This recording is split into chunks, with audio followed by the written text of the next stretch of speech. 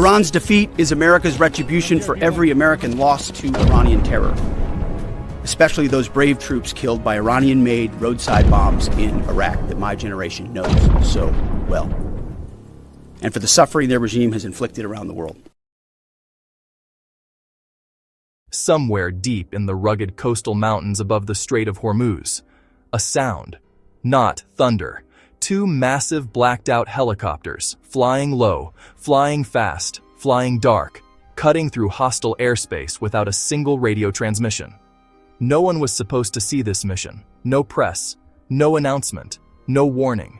Just the 75th Ranger Regiment and the legendary Night Stalkers of the 160th SOAR, delivering America's answer in the dead of night. What happened on that mountain changed everything. For weeks, Iran's military had been using a heavily fortified command post buried into the mountain slopes overlooking the Strait of Hormuz. This wasn't a random facility. This was the nerve center, the brain, coordinating anti-ship missile strikes, drone swarm launches, and mine-laying operations that were choking off one of the most critical shipping lanes on Earth. 20% of the world's oil passes through that strait, and Iran was using this mountain fortress to hold it hostage. The compound had everything: concrete bunkers dug deep into the rock, multiple anti-aircraft positions on the ridgeline, a communications tower bristling with satellite dishes, armored vehicle revetments, and a helicopter pad used by IRGC commanders. Senior Islamic Revolutionary Guard Corps leaders operated from inside those walls. They believed the elevation, the terrain, and the defenses made them untouchable. They were wrong. At a classified forward operating base in Oman, the alert went out. Elements of the 2nd Battalion, 75th Ranger Regiment were activated. These are America's premier direct action raiders, the tip of the spear, trained to seize, clear, and destroy high-value objectives faster than the enemy can react. In the equipment bays, Rangers moved with quiet, practiced efficiency. Plate carriers adjusted. APVS-31 night vision goggles tested. M4A1 rifles fitted with suppressors and holographic sights, loaded and ready. Machine gunners packed long belts of 7.62mm for their M240s. Anti-armor teams loaded Javelin missiles. Every Ranger carried demolition charges, trauma kits, flex cuffs, and enough ammunition for a sustained fight. On the adjacent airfield, the Night Stalkers were ready. The 160th Special Operations Aviation Regiment, nicknamed the Night Stalkers, are the most elite military aviators on the planet. Their motto, Night Stalkers don't quit. Their MH-47G Chinooks are not ordinary helicopters. Extended-range fuel tanks, in-flight refueling probes, advanced terrain-following radar, glass cockpit optimized for low-level night flight. M134 miniguns in the forward doors, M240 machine guns at the rear, each aircraft capable of carrying 40 fully armed Rangers, nap of the Earth, at speed, in total darkness. The Night Stalkers will put us on the objective in 2 lifts. Alpha Company takes the northern ridgeline and destroys the anti-aircraft sites. Bravo Company assaults the main bunker complex. We move fast, we hit hard, and we own the high ground before they know we're there. The raid force launched under a moonless sky. 2 MH-47G Chinooks led the first lift, followed by additional aircraft carrying the second wave. From the moment they crossed the coastline, there was total emissions control.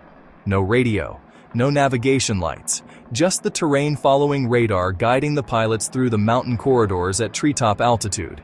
This is what separates the Night Stalkers from every other aviation unit on Earth. Where conventional pilots avoid mountains at night, Night Stalkers use them, masking their approach behind ridgelines, dropping into valleys, using the Earth itself as a shield against Iranian radar. The flight path was calculated to exploit every gap in the air defense network. Radar sweeps passed overhead. The helicopters slipped underneath, invisible. Inside the aircraft, Rangers sat in silence. No talking. Weapons across their laps. Night vision on.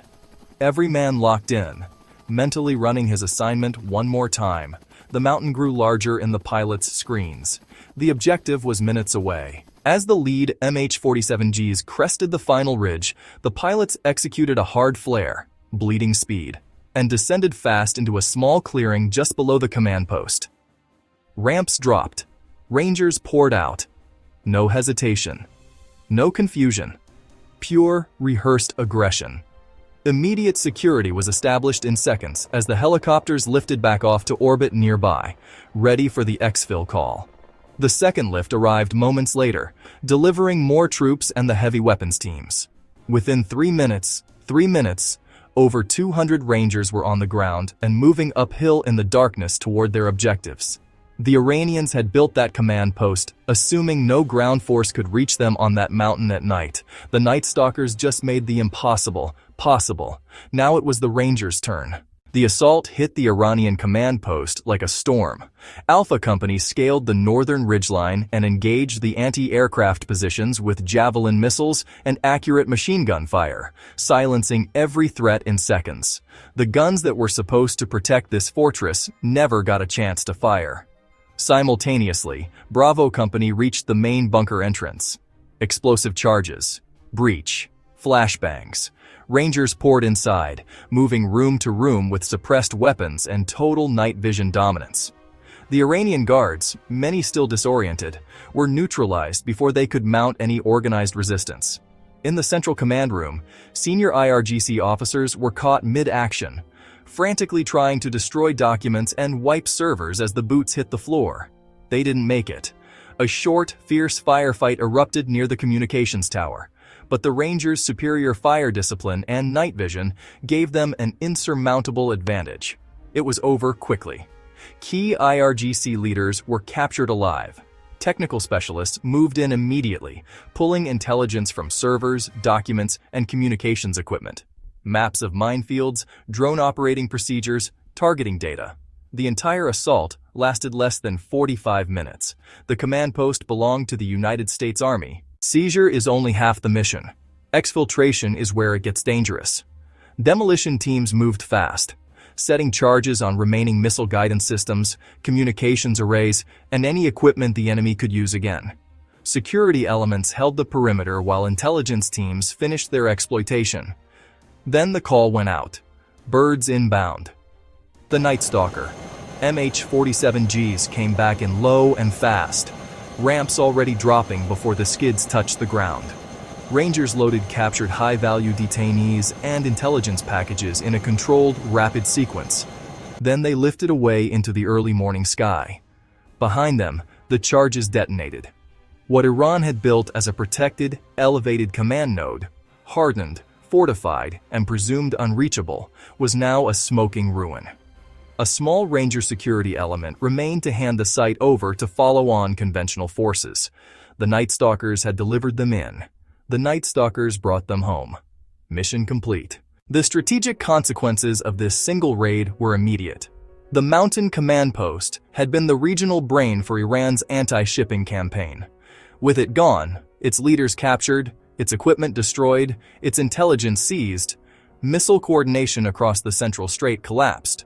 Commercial shipping, which had been forced to reroute or halt entirely, began cautiously resuming movement through the strait under American naval protection.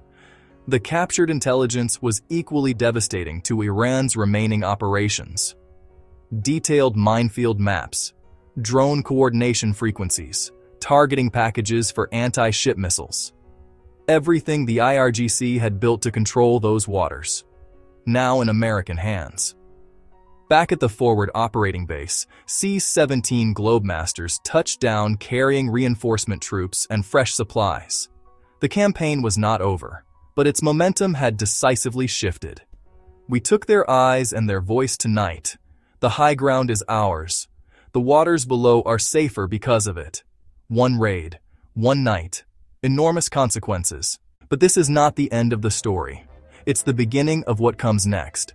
Iran has options, and none of them are good ones. They can attempt to retaliate, triggering a broader confrontation with American forces that are now fully positioned and combat-ready across the region. They can accelerate their nuclear timeline, betting that escalation changes the calculus in their favor, or they absorb the blow and negotiate, acknowledging that the Strait of Hormuz cannot be held hostage when the 75th Rangers and the Night Stalkers are in theater. What is certain is this: Every IRGC commander in the region now knows that elevation is not protection. Fortifications are not protection. Distance is not protection. If you are on the target list, the Night Stalkers will find a way to put Rangers on your doorstep. In the dark, at speed, without warning. The Strait of Hormuz is taking another decisive step toward reopening. Not because of diplomacy, not because of sanctions, because 200 Rangers seized the high ground in the dead of night, and the Night Stalkers delivered them there. If you want more breakdowns of special operations, elite units, and the real tactics behind the headlines, subscribe, hit the bell, and watch the next video, because this campaign is far from over.